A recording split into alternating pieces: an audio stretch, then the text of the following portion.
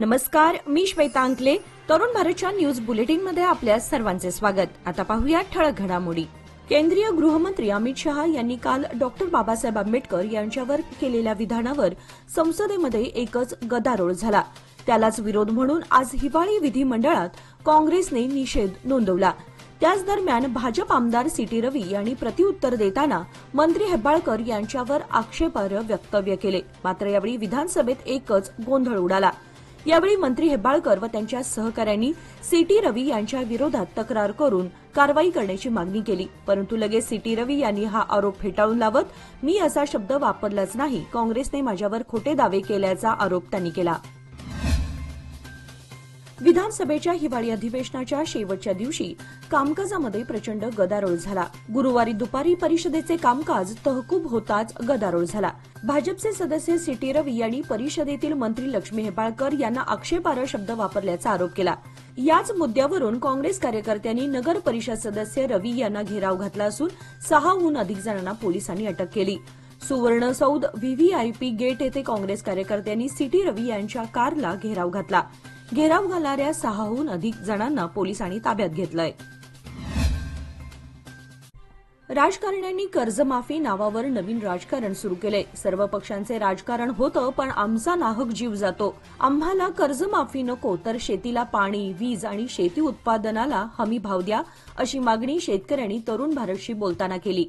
आज गुरुवारी सुवर्णसौध परिसरात जिल्ह्यातील वेगवेगळ्या गावातून शेतकऱ्यांनी आंदोलन छेडले होते. मागील काही वर्षांपूर्वी झालेल्या कर्जमाफीचा फायदा सर्वसामान्य शेतकऱ्याला किती प्रमाणात झाला, हा प्रश्न आजही अनुत्तरित आहे. ज्या शेतकऱ्यांना खरोखरच कर्जमाफीची गरज होती त्यांना 1 रुपयाचीही कर्जमाफी झाली नाही. शेतकरी आत्महत्या रोखण्यासाठी कर्जमाफीऐवजी शेतकऱ्यांना मोफत बी बियाणे, खते, औषधे, कमी दरात विजेचा पुरवठा करणं गरजेचं आहे. राज्य सरकारने अशा सर्वसामान्य शेतकऱ्यांना कमी दरात वीज तर सर्व प्रकारच्या शेतमालाला हमी भाव दिल्यास सरकारपुढे पुन्हा कर्जमाफीचा प्रश्न निर्माण होणार नाही.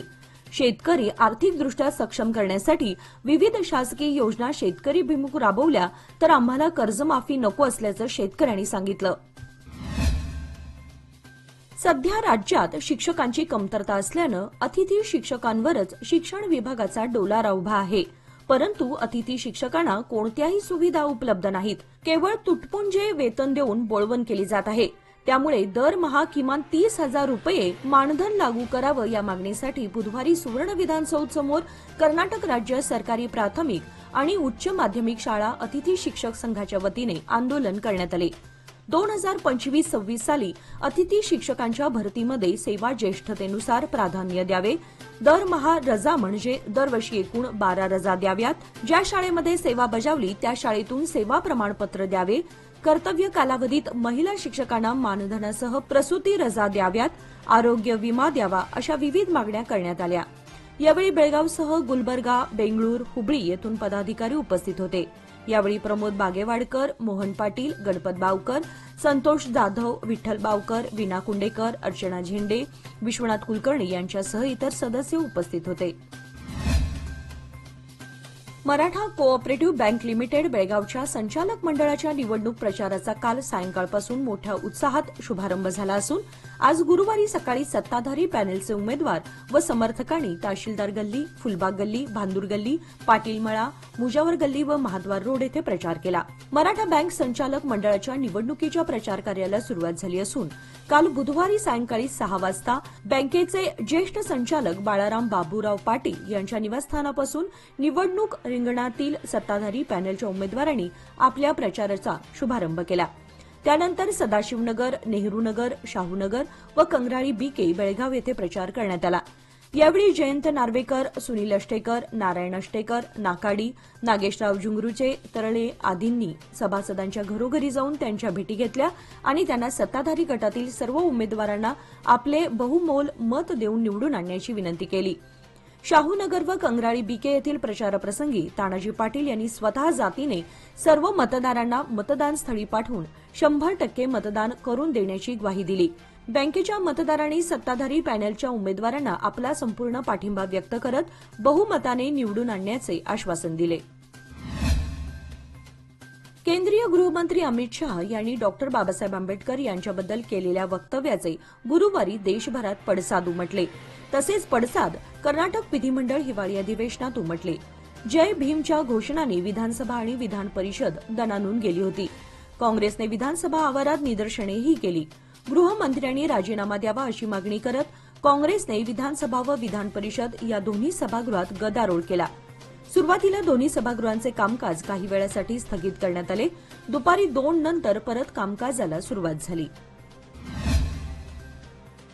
बेळगाव येथील प्रसिद्ध आयुर्वेद तज्ञ डॉक्टर अशोक सखदेव यांचे दिनांक 18 रोजी अहमदाबाद येथे निधन झाले. त्यांच्या पश्चात 2 मुलगे, 1 मुलगी, सून, जावई आणि नातवंडे असा परिवार आहे. सादर आहे लोकमान्य दुर्गा शक्ती योजना, जी देते तुमच्या गुंतवणुकीवर 10.25% परतावा, तेही फक्त 18 महिन्यांमध्ये. सोबत 1 लाखापर्यंत व्यक्तिगत अपघाती विमा विनामूल्य उपलब्ध. अधिक माहितीसाठी आजच कॉल करा 1800-212-4050. फक्त सभासदांकरिता. अटी लागू. लोकमान्य, जिथं पैसा वाढतो आणि नातं वृद्धिंगत होतं. एडिगार समाजाचे अस्तित्व राज्यभरात टिकवण्यासाठी तसेच सदर समाजाला उद्भवणाऱ्या विविध समस्यांसाठी व शासकीय अनास्थेमुळे सुविधा न मिळणे यामुळे समाजाला कुचंबणा सहन करावी लागत आहे. या विरोधात आज गुरुवारी सुवर्णसौध परिसरात राष्ट्रीय बिल्लावा महामंडळ मार्फत धरणे आंदोलन आयोजित करण्यात आले होते. एडिगा संघटनेचे विविध जिल्ह्यातून समाज बांधव धरणे आंदोलनात सहभागी झाले होते. ब्रह्मर्षी नारायण गुरु एडिगा विकास महामंडळाला ₹500 कोटी जाहीर करा. बंगळूर विधानसौधसमोर समतेचे प्रणेते विश्वगुरू ब्रह्मर्षी नारायण गुरु यांचा पुतळा उभारावा. समाजाच्या व्यक्तीला मंत्रीपद देऊन समाजाला राजकीय ताकद द्यावी, यासह विविध मागण्यांसाठी सदरचे आंदोलन आयोजित करण्यात आले होते. यावेळी बहुसंख्येने समाज बांधव उपस्थित होते. पुन्हा एकदा खानापूर तालुक्यातील जळगाव परिसरात आज गुरुवारी शेतामध्ये हत्ती फिरत आहे. गेले 2-3 महिन्यांपासून खानापूर तालुक्याच्या मध्यवर्ती पट्ट्यात हा हत्ती बिनधास्तपणे भटकत असल्याचं चित्र दिसून आलंय. भरवस्तीच्या ठिकाणी हा हत्ती वावरत असल्यानं नागरिकांमध्ये भीतीचं वातावरण निर्माण झालं आहे. 2 महिन्यांपूर्वी चापगाव भागामध्ये ठाण मांडलेला हा हत्ती जळगाव मार्गे पुन्हा जंगलाच्या दिशेने गेला होता. दुसऱ्यांदा चापगाव मार्गे हत्तीने आपला मोर्चा जळगावकडे वळवला.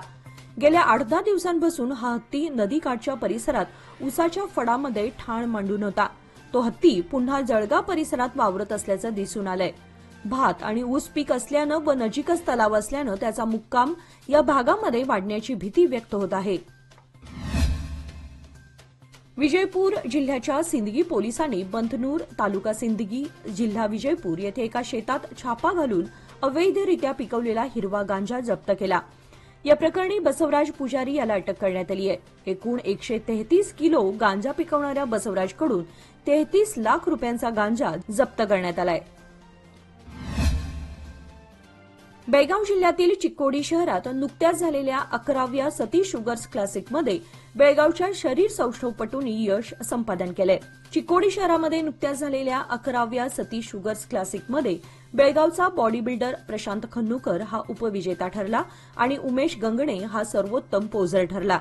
व्ही किरण याने विजेतेपद पटकावले. स्पर्धेला प्रमुख पाहुणे म्हणून केएलईचे अध्यक्ष डॉक्टर प्रभाकर कोरे, महावीर मोहिते, शिव पाटील, मांजरेकर, किरण राजपूत आदींचा सहभाग होता. अर्जुन नाईकवाडी, रियाज चौगला, परीक्षक म्हणून अजित सिद्धनावर, नीलकंठ, जीडी भट्ट आदींचाही सहभाग होता.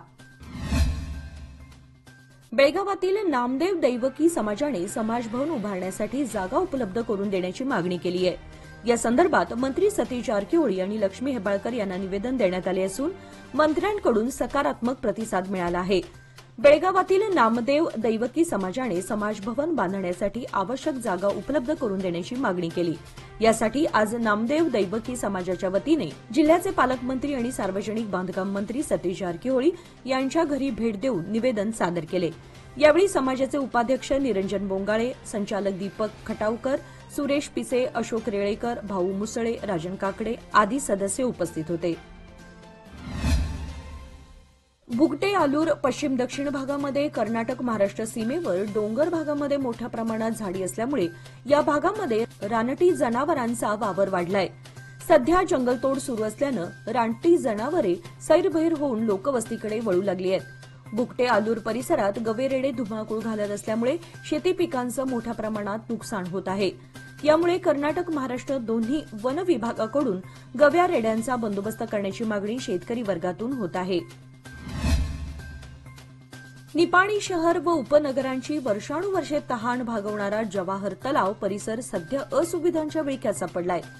तलाव परिसरात निर्माण झालेले अस्वच्छतेचे साम्राज्य दूर करणं गरजेचं आहे. तलावात वाढणारी दुर्गंधीयुक्त केंदाळ तातडीने रोखणं देखील महत्वाचं आहे. तलाव परिसरात मुख्य वाहिनीला लागलेली गळती थांबवून वाया जाणारं पाणी रोखलं पाहिजे. तलाव परिसराचे सुशोभीकरण करून एक पर्यटन स्थळ निर्माण करावं अशा आशयाकडे लक्ष वेधताना तहान भागवणारा जवाहर तलाव सुविधांसाठी आसुसलेला या मथळ्याखाली तरुण भारतने सविस्तर वृत्त प्रसिद्ध केलं होतं. याची तातडीने दखल घेत पालिका पदाधिकारी व प्रशासनानं कार्यवाही करताना जवाहर तलाव परिसराच्या स्वच्छता कामाचा श्रीगणेशा केला. या तत्परतेनुसारच इतर समस्या निकालात काढून तलाव परिसराचं सुशोभीकरण करताना शहराच्या वैभवात भर टाकण्याचं काम करावं अशी मागणी नागरिकातून व्यक्त होत आहे.